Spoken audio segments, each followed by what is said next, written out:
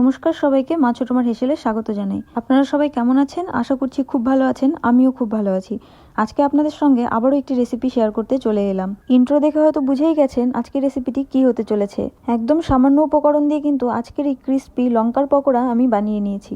তাই ভাবলাম আপনাদের সঙ্গেও শেয়ার করা যাক। রান্না করতে কিন্তু আমার খুব ভালো লাগে, তাই মাঝে মাঝে এরকম ছোটখাটো এক্সপেরিমেন্ট আমি করতেই থাকি। দোকান থেকে লঙ্কার পকোড়া তো অনেক কিনে খেয়েছেন, একবার এইভাবে বাড়িতে বানিয়ে খেয়ে দেখুন। এতটা ক্রিস্পি আর এতটা খেতে ভালো লাগবে, একবার খেয়ে না দেখলে বুঝতেই পারবেন না। তাহলে চলুন শুরু করা যাক। এই দেখুন, এখানে কিন্তু আমি 8টা লঙ্কা নিয়েছি। 8টা লঙ্কা থেকে 16টা পকোড়া হয়েই যাবে। কিছুদিন আগে আমি লঙ্কার পকোড়া দোকান থেকে কিনে খেয়েছিলাম, আমার কাছে তেমন ভালো লাগেনি। তাই ভাবলাম বাড়িতে একবার ট্রাই করি। সবার প্রথমে লঙ্কাগুলোকে মাঝ বরাবর অপারেশন করে এর ভেতরে যে দানাগুলো আছে সেগুলো বার করে দিন। প্রথমে আমি ভেবেছিলাম এইভাবে দানাগুলো বার করে দিয়ে গোটা গোটা লঙ্কার পকোড়া বানাবো, কিন্তু মনে হলো যে তেমন ভালো হবে না। তাই জন্য মাঝখান থেকে এইভাবে কেটে অর্ধেক করে নিচ্ছি। আপনারা চাইলে কিন্তু কিপটেমি করে আরও অর্ধেক করে কেটে নিতে পারেন। সেইভাবে কাটলে পরে টেস্টের বেশি একটা ডিফারেন্স হয় না। তাহলে এইভাবে সবগুলো লঙ্কা ভালোভাবে কেটে নিন। দেখুন, কেটে ধুয়ে নিয়েছি, ভাবলাম আরেকবার একটু ধুয়ে নিই। আসলে আমি একটু ওই টাইপের, ধোয়া জিনিস আবারও ধুয়ে নিই। আমার এই বিশেষ গুণের জন্য কথাও কিন্তু আমাকে কম শুনতে হয় না। এবার চলুন পরের উপকরণগুলো রেডি করি। এগুলো তো কেটে ধুয়ে রেখেই দিলাম। এদিকে দেখুন, আলুগুলোকে প্রেসার কুকারে সেদ্ধ করে নিয়েছি। এবার একটা গ্লাসের সাহায্যে স্ম্যাশ করে নেব। আলুটাও ভাবে রেডি করে রেখে দিন। এবার একটা কাজ করুন, কাঁচা লঙ্কাগুলোকে এইভাবে ঝিরঝিরি করে কেটে নিন। আর হ্যাঁ, আমার মতো এতগুলো লঙ্কা দিতে যাবেন না, যেই পরিমাণে ঝাল খান সেই হিসেবেই লঙ্কা দেবেন। এবারে চলুন কয়েকটা পেঁয়াজ কেটে নেওয়া যাক। পেঁয়াজগুলোকে যত পরিমাণে পারেন ঝিরিঝিরি করে কেটে নিন। পেঁয়াজটা কাটা হয়ে গেলে এরপরে দেখুন, এখানে আলুটা কিন্তু স্ম্যাশ করে মেখে রেখেছিলাম। এবার চলুন এই কেটে রাখা কাঁচা লঙ্কা আর পেঁয়াজ দিয়ে ভালোভাবে মেখে নিতে হবে। আর শুধু কাঁচা লঙ্কা আর পেঁয়াজ দিলে কিন্তু হবে না, এর সাথে যাবে বাকি ইনগ্রেডিয়েন্টগুলো। চলুন তাহলে দেখে নিই সেগুলো কি।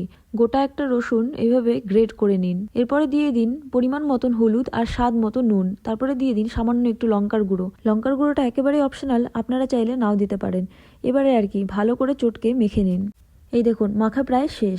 এবারে আর কি এটাকে কিছুক্ষণ সাইডে ঢাকা দিয়ে রেখে দিন। তারপরে চলুন ব্যাটারটা বানিয়ে নিই। ব্যাটারটাও কিন্তু একদম ঘরোয়া উপকরণ দিয়ে বানাবো। আমি একটা এরকম বাটি নিয়ে নিয়েছি। বাটিটার মধ্যে এবার দিয়ে দিচ্ছি সামান্য পরিমাণে চালের গুঁড়ো। চালের গুঁড়োটা দিলে কিন্তু টেস্টও বাড়ে আর খেতে ক্রিস্পিও হয়।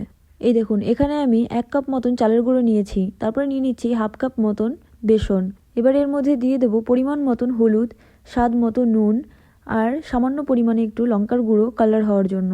এবার আর কি সামান্য পরিমাণে জল দিয়ে ব্যাটারটা রেডি করে নিন। আর হ্যাঁ, একবারে কিন্তু বেশি জল দেবেন না। ব্যাটারটা যদি ঘন না হয় তাহলে কিন্তু চপগুলো ভালো হবে না। তাই জন্য আমি একটু একটু করে জল দিচ্ছি, আবার একটু নেড়ে দেখছি যে ঠিক আছে কিনা ব্যাটারটা। এই দেখুন, আমার ব্যাটারটার থিকনেস কিন্তু এরকম হয়েছে। ব্যাটারটা রেডি হয়ে গেলে ওটাকে পাশে রেখে দিন। এবার চলুন লঙ্কাগুলোকে রেডি করে নিই গরম গরম তেলের মধ্যে ফ্রাই হওয়ার জন্য। এবার এই কেটে রাখা লঙ্কাতে আলুর পুর এইভাবে দিয়ে দিতে হবে। এইভাবে কয়েকটা একবারে রেডি করে নিন, তারপরে ফ্রাই করবেন। আমি মোটামুটি সবগুলোই রেডি করে নিচ্ছি। এই দেখুন, রেডি করার মাঝখানে কিন্তু আমি ফ্রাইং প্যানটা বসিয়ে দিয়েছিলাম। প্যান গরম হয়ে গেছে। এবারে আমি এর মধ্যে দিয়ে দিচ্ছি সয়াবিন তেল। মনে রাখবেন তেলটা কিন্তু ভালোভাবে গরম করে নিতে হবে। এবার দেখুন, ব্যাটারটার মধ্যে এইভাবে লঙ্কাগুলোকে ডুবিয়ে ভালোভাবে মেখে নিতে হবে, সমস্ত জায়গায় যাতে ব্যাটারটা ভালোভাবে লেগে যায়। আবার খেয়াল রাখতে হবে আলুর পুরটা যে দিয়েছিলাম সেটা যেন বেরিয়ে না আসে।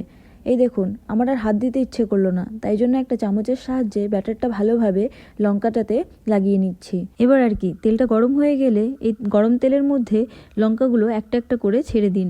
খেয়াল রাখবেন আলুটা যাতে বেরিয়ে না আসে। যদি মনে হয় যে একটা সাইড ফ্রাই করা হয়ে গেছে তাহলে একটা একটা করে উল্টে দিন।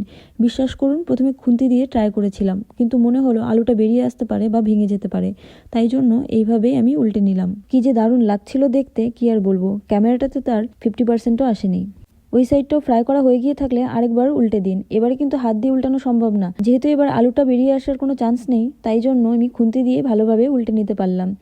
আর হ্যাঁ, লঙ্কাগুলোকে গরম তেলের মধ্যে দেওয়ার পরেই কিন্তু গ্যাসটা সিম করে দিতে হবে, না হলে উপর দিয়ে হয়ে যাবে আর ভেতরে কাঁচাই থেকে যাবে লঙ্কাটা। খেতে কিন্তু একদম ভালো লাগবে না, ওই যে দোকানের চপের মতন হবে। যারা মাছ মাংস ডিম খান না তারা কিন্তু এইভাবে লঙ্কার চপ বানিয়ে খেয়ে দেখতেই পারেন। এই লঙ্কার চপগুলো কিন্তু ভাজা হয়ে গেছে। কেমন লাগছে দেখতে বলুন তো। এবার আর কি টমেটো সস দিয়ে পরিবেশন করুন। আপনিও যদি আমার মতো রান্না করতে ভালোবেসে থাকেন তাহলে এই চ্যানেলটিকে কিন্তু সাবস্ক্রাইব করতে ভুলবেন না। আজকে তাহলে এই পর্যন্ত। আবারও ফিরে আসবো অন্য কোনো সহজ ও ঘরোয়া উপকরণ দিয়ে বানানো রেসিপি নিয়ে। রেসিপিটি যদি ভালো লেগে থাকে তাহলে মা ছোট মার হেসেলকে সাবস্ক্রাইব করে পাশে থাকবেন। রেসিপিটি দেখার জন্য অসংখ্য ধন্যবাদ।